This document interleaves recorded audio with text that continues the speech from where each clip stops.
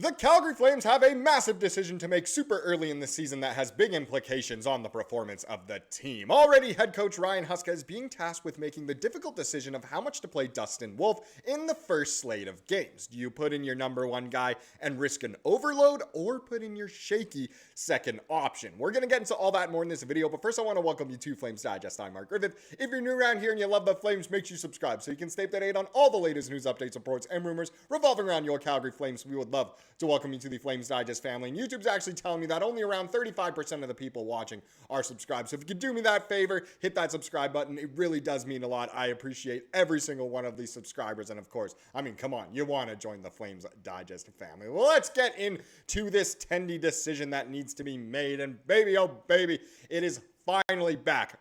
Regular season hockey commenced last night. Flames hockey commences tonight, and already, before the puck has even dropped in game 1 of 82, we're asking a big question. So, Sportsnet tweeted out that big decisions are coming quickly for Flames head coach Ryan Huska, who will need to determine whether to start Dustin Wolf on back-to-back nights, both on the road, I should add, to open the season, and Eric Francis has written an article about it. I'm not going to go over the whole article because it's quite a long one, but please go feel free to read it. It's got a lot of great stuff in it, and we're going to go over quite a bit of it because honestly, it is a big decision to start the season. So the debate over Dustin Wolf's workload won't just be a coaching decision. It'll be a storyline that could very well define the Calgary Flames season, and it may start as early as game 2.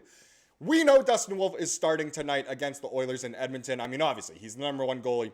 He's going to go ahead and play. And it's funny already seeing, it won't just be a coaching decision. It could be a storyline for the whole season. We saw that with Mika Kiprusoff in the past. There were certain seasons like 2006 where he played almost the whole year, was excellent, and then it kind of almost seemed like too much once the playoffs hit. Not that I'm blaming Kipper for any sort of reason why the Flames ever went out in the playoffs. But either way, asked if he'd consider starting Wolf on back-to-back nights to open the season in Edmonton and Vancouver, Ryan Huska didn't say no. That is putting me on the spot, he said, smiling before reverting to the easy out. He said he's going to start the first game, I will tell you that. And obviously Huska, he's a professional, he knows what to say, and has a little bit of a sense of humor, of course. But hey, one game at a time. It's Wolf is in tonight. That's as far as we know. Maybe he'll go tomorrow night as well. Well within his rights to dance around it now, he'll indeed be on the spot Thursday morning when his decision will say plenty about how the Flames will move ahead with an unproven backup on their roster. The departure of Dan Vladar in the offseason will prompt a seismic shift in the team's goaltending philosophy as it pertains to scheduled starts. Wolf's ascension to the franchise's undisputed starter late last season ended a first-half approach in which Vladar shielded the rookie from the toughest starts. And that was really smart. And the fact that the Flames, were privileged enough to be able to do that, put Vladar in for, those scheduled losses, some of those tough back-to-backs on the road, and just against tougher competition, just so Dustin Wolf could develop a little bit more. Kind of like what the Flames are obviously doing with Perek to start this year. Probably won't play until at least the home opener, but either way, it is quite a shift, and now there's a debate for this year because the Flames don't have all that great of a backup. Now, clearly the roles will be reversed now, as the capabilities of 28-year-old AHL journeyman Devin Cooley are very much unknown. With just 6 NHL starts to his credit, a shaky second half in the AHL last season, and an unimpressive preseason, would it be prudent to put Cooley in against the same Vancouver team that scored on 3 of 7 shots against him last week? It says here, no. Why would you put Cooley in? He got rinsed the other day. Sure, it's, you can get your revenge. It's the preseason. Who was playing in front of him? Well, a pretty good team. But either way, I don't know. There's, no matter what opinion, your opinion's not necessarily wrong. There's stronger opinions in this case, but you would lean towards maybe putting Wolf in back-to-back on the road. Maybe he's ready. So Wolf is well rested, and the brutal schedule the Flames are facing this month requires putting your best foot forward right out of the gate. In fact, Wolf should be tapped to start the first 3 games over just 3.5 days, as the home opener goes Saturday against the Blues at 2 p.m. So again, the Flames are kind of playing 3 games in 3.5 days, which is pretty ridiculous, honestly, to start the year. Yes, it's a compact schedule due to the Olympics, and the importance of ensuring the Flames' coveted Calder finalist isn't overworked is important, and you cannot stress that enough. But Wolf handled workloads like these throughout his dominant runs as perennial goalie of the year candidate in both the WHL and the AHL, so it's not unfamiliar to him. Finding the sweet spot that will limit his starts to somewhere under 65 is going to be closely monitored, as the Flames' success this season will unquestionably be linked to his performance. I think a lot of it this year is going to be how Dustin is feeling, said Flames senior goaltending coach Jordan Siegelet, who hinted even Game 2's decision will be a gut call. Maybe it'll depend on his performance tonight, but he said it's probably easier to get away with playing back-to-backs early in the season when the guys are fresh. And look, yes, the goalies are fresh. Guess what? The players you're playing against, your opponents, are also fresh. So it kind of goes both ways. Yes, Dustin, he'd want to play all 82, but you've got to be careful. In his second year, and he's not a big guy, so there's a little more wear and tear on him. The workload, you don't want to completely, bust him out. If we don't have Wolf, as we know from last year, we don't have a shot at the playoffs, which maybe is what a lot of people want. They want a tank for Gavin McKenna. But either way, much has been made about Wolf's 6 foot, 166-pound frame, but it was durable enough to post a 19-8-2 record down the stretch last year when games mattered most. When you play for a Ferrari, you drive it. Besides, he'll likely have 3 weeks off in February to regenerate, unless, of course, he's on Team USA at that point.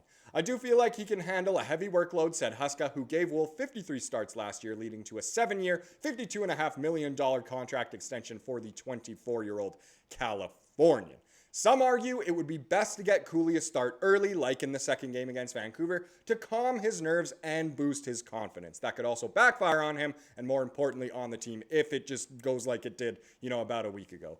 His best entry to the season would be Game 5 in Utah next Wednesday, which is the second half of another back-to-back that starts with Vegas and Calgary the night prior. So do you play Wolf for all 4 of those first 4 games? That's a lot of hockey to play in a few days, but if anyone can do it, Wolf, he can. A solid start that night by the affable Cooley would go a long way towards easing the pressure on Wolf and on an organization that may have its playoff fate determined by a backup. And it ain't just me saying it. This season, as we know from last season, will kind of all come down to the goaltending. That's why this might be a bigger decision than you think in literally the first couple nights of the regular season for the Flames. If you're Ryan Huska, what do? Do you play Wolf both times? Do you throw Cooley in there? Do you go out and try to acquire another Tendy? I'm not too sure, but feel free to let me know down below. But let's get into the heat of it. Let's get into tonight's game. Boy, oh boy, does it feel good to say that. First one of the year, first of 82. It felt like this offseason was so long, but it is a Flames game day. 8 p.m. tonight, Mountain Standard Time, of course, local time, in Edmonton. So starting the season on the road against your 2 biggest rivals, and of course a Battle of Alberta to start the year. Should be interesting. McDavid just had his little contract extension.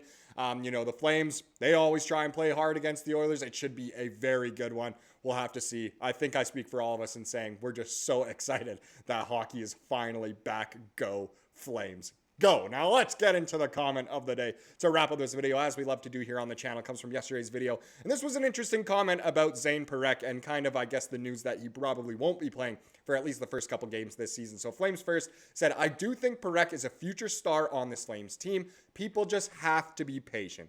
Whenever his time comes, it will come. And look, there's no perfect recipe. Every single player is different. Every player in, Flames franchise history, every defenseman of all time that's been highly touted, everyone has a different path. Parekh, he'll figure it out. He probably is a future star, but people do have to be patient. I know I get riled up about him. I want to see him play so badly, but again, you got to be patient. Got to let the kid develop, put him in a good situation, kind of like what the Flames did with Wolf last year, and good things will obviously come about from that. Thank you so much for watching this video. Please subscribe to what you saw here today and have a wonderful rest of your day.